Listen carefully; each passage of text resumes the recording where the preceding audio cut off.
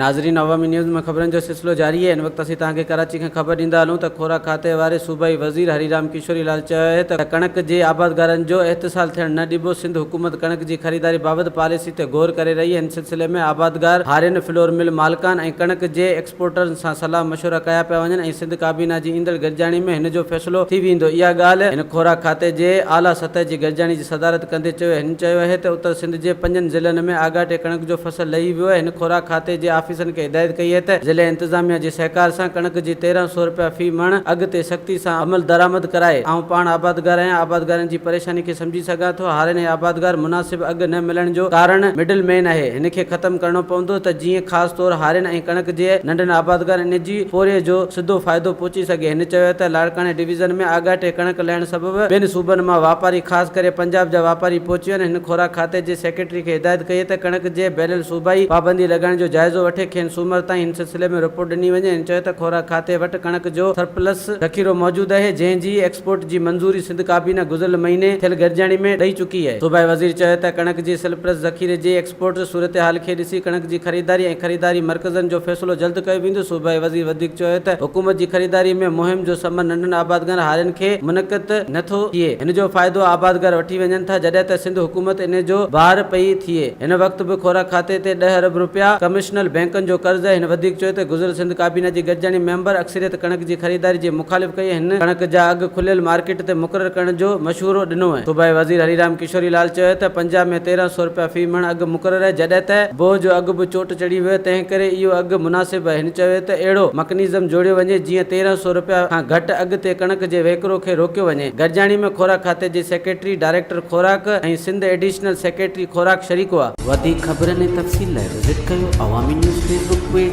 YouTube page ऐं अवामी news website.